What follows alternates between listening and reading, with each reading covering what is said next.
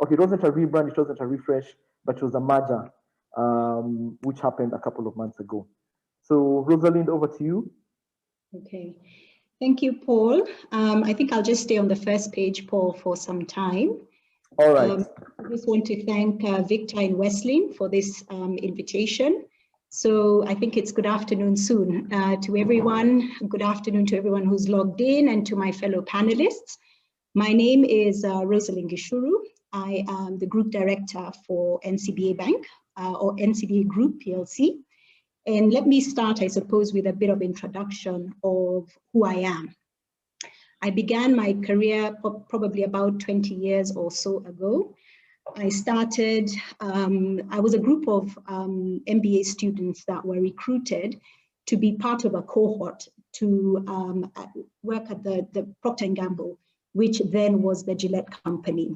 So the idea was that this cohort would be fully immersed across the different divisions of the organization. So I started my career as in a brand role, working for the Duracell battery division. So I worked on two very big battery brands, Duracell Copper Top and Duracell Ultra. It's funny how we marketers get very passionate about such things, but to the consumer, it's just a battery. And hot on our tail was, many of you may remember Energizer. If you're in my generation, the Energizer Bunny. So the Energizer Bunny kept me awake quite a bit. So I did that for the US market. And thereafter, I transitioned into the Oral-B Braun division.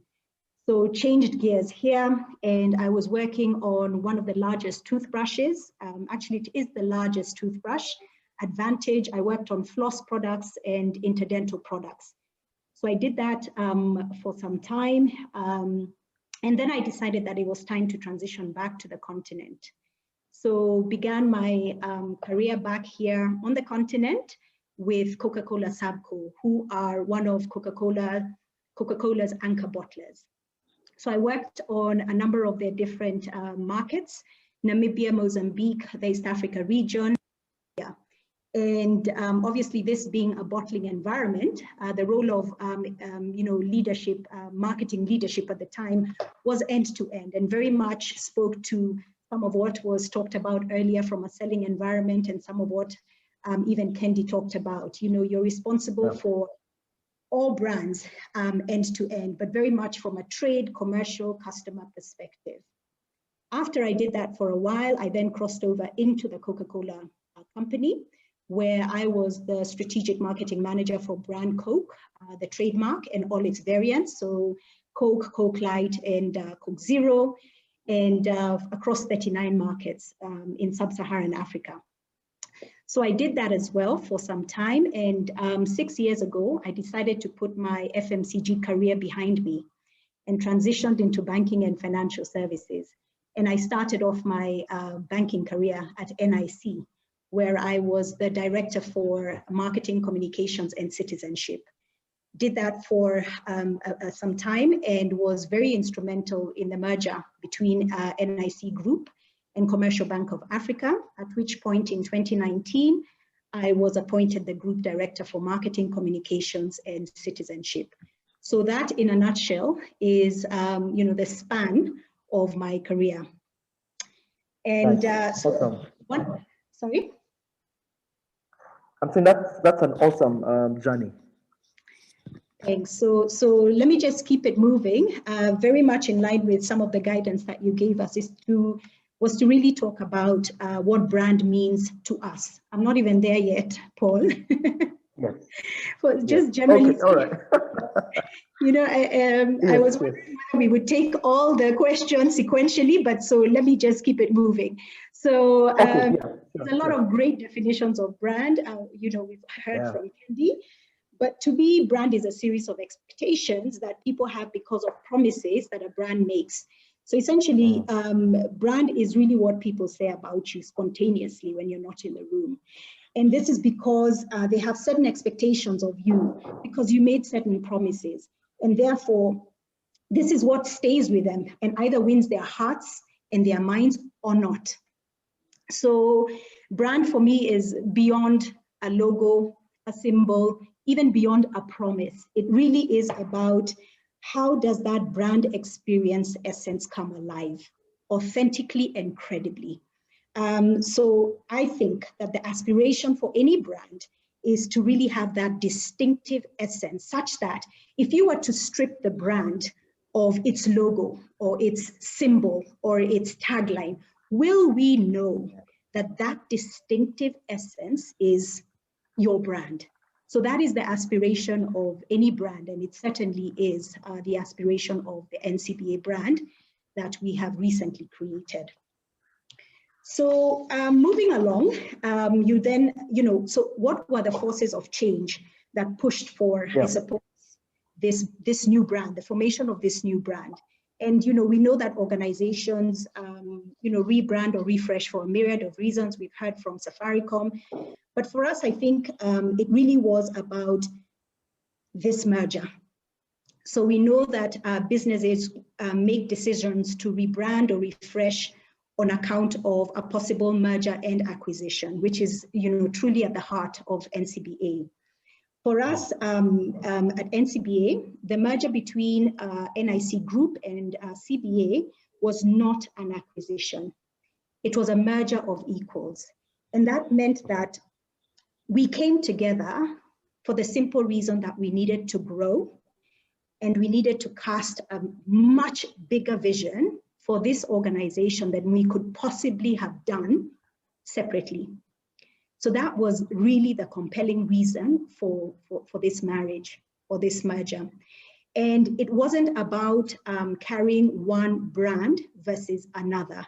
It was about creating a new brand that could take us into the future. And when you look at M&As, whether it's across Kenya or, the region or even globally, from a banking and financial services sector, the reasons for why one would do one thing versus another is very linked to the reason for the merger and acquisition. So recently, NBK was acquired by KCB, but they have elected to keep their brands separate. We've seen globally, I think Chase and JP Morgan, they brought their two names together. So it's very much linked to the objective or the goal of the merger and the ambitions the new entity has for the future. And it also has a lot to do with whether it is truly a merger or is it an acquisition. So I think for us at NCBA, this whole process was a complete and utter overhaul that was inside out, outside in. I mean, every single element needed to change and evolve literally across the entire board. And our brief was quite simple on the next page, Paul. Yep. Our brief was simple, that this newly merged bank needed a brand that could take the best of both forward into a new chapter. And our job as brand custodians was therefore to create a new brand that could unite customers, the two organizations and the staff members and the communities, and at the same time inspire a fresh new energy. So that was a tall order for us. And it's so important that I emphasize how it needed to be a complete and utter overhaul, because when you look at brands like Gap, I think at the beginning of the last decade, the executives thought it was a good idea to change their logo without changing their strategy, and they lost their consumers entirely. They had spent $100 million and they had to pull back on their decision in 7 days. So for us, we were under no illusions that we needed to make sure that whatever brand we were developing for the future, everything was very linked to the true essence of not just the brand and what it was promising, but the vision, the bigger vision of this organization. So where did we start? I think we spent a lot of time in discovery. So the intention to merge was announced December 2018, and we were given 6 to 9 months to merge this entire bank and bring, everything together, the systems, the people, the processes, create this new brand. So it was hectic, to say the least, but I'm sure we'll talk more later about some of the challenges, learnings, and reflections that we've all had as we go through this journey.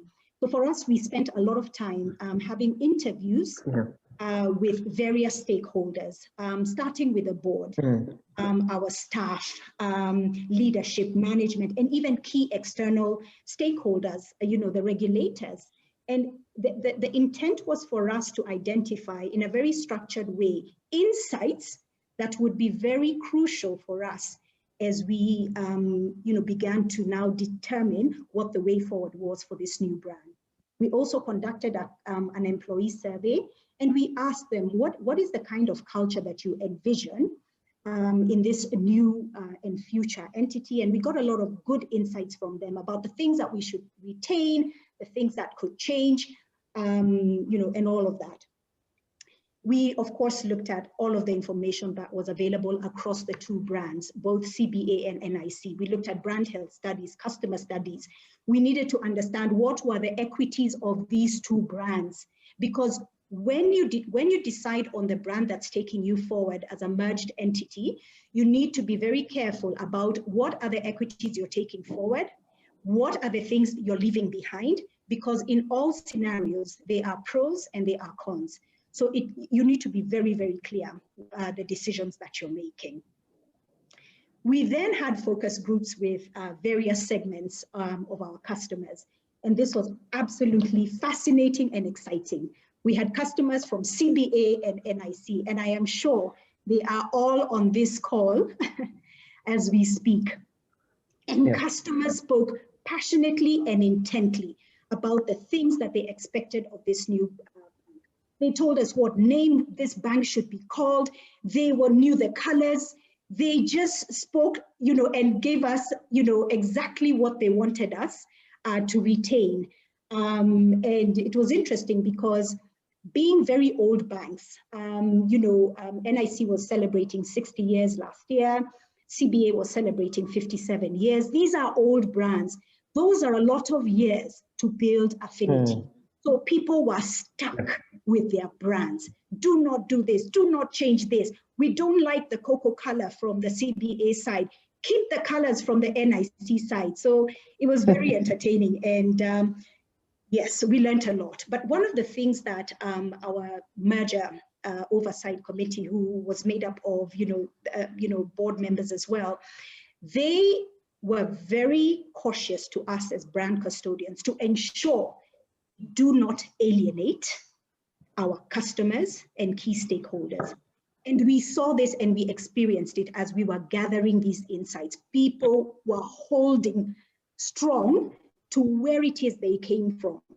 So that was an important caution for us. Do not alienate your key stakeholders. So that was a very unique challenge that we had. So when the brand, the name, the logo, the strategy were defined, we then had to ensure that the brand and everything that is, that comes into play with how do you build out a brand essence, which is starting with the purpose. Our brand purpose is to inspire greatness. We were very clear about our brand promise and the personality of the brand, the consumer or customer experiences that we wanted this brand to deliver, the behavioral pillars that are critical, and our positioning. So all of this had to feed into our new customer experience standards. It had to fit in, it had to, feed into the new strategy of the organization. It had to be an integral ingredient to the developing of our culture and change program, which is currently underway. So brand truly was at the center of all of the discussions that were happening as the merger was taking shape. I mean, think about the business teams who now had to consolidate the customer value propositions across multiple segments. As brand, we had a very important voice because whatever it is we were doing, whatever choices we were making, was it delivering or is it delivering on this brand promise? So even in the formulation of the brand architecture, how it is we organize our products, the development of our customer value propositions and everything around that, the brand that we had developed had to be pervasive and it had to be authentically coming through no matter what lens you are looking at the business. So Right. I don't know whether to stop there for now, but I can talk later about Yes. the actual journey of developing the name, the logo, and Yeah, sure. yes, yeah. So thank you. Okay. All right. Thank you so much. And here, maybe just take us through the photos here which you shared with us, just as we prepare to have Mr. Gichuru come in. Yes. So, I mean, this is the name, this is the logo. Developing the name was a very, very interesting process. Naming is actually a science as it is an art. There are various strategies for naming, and we evaluated numerous names. And again, with a name, just like you would name your own child, there are very valid reasons for the decisions that you make. And they have to be very true and very core and very authentic to who you are, perhaps as a parent, or for us in this case, the business. So I know that many people would look at this, the name, and think you just put an N in front of CBA, which is what I have been asked. But I know that panelists know, and many of us on this call, that it's hardly ever as simplistic. I wish it was. It was a very well orchestrated, well guided, well thought out process, and that is exactly where we ended up, NCBA. It is not an acronym for anything. It doesn't stand for anything. It really just reflects the fact that two proudly African banks came together to provide a more complete and bigger offering to our customers. In terms of the logo, one of the things that was very clear to our leadership was that the logo of Africa, you know, the silhouette of Africa must be retained, because it communicates that we have sights to win and to be a leading bank across this continent. But we did give new meaning to the logo.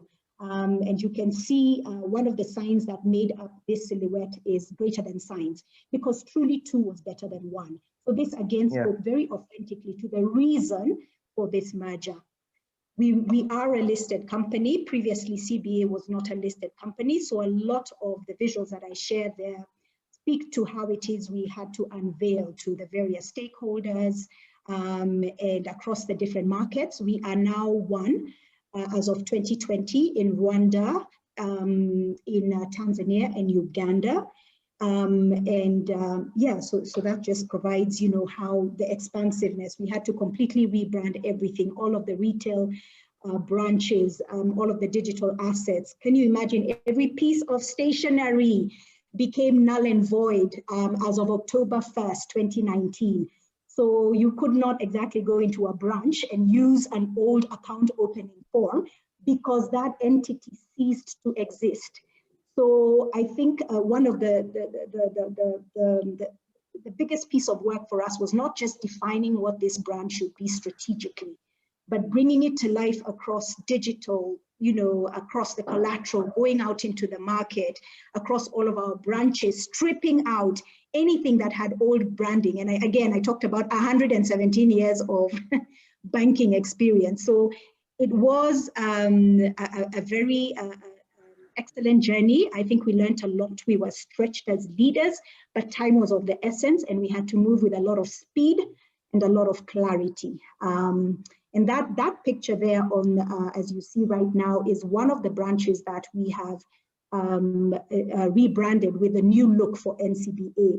If any of you bank with us, you're probably still seeing some, you know, at least from the interior, old branding, but we are in the process of just making sure that every single branch from here on will then have the branch of the future design and thinking that is very much in line with our brand.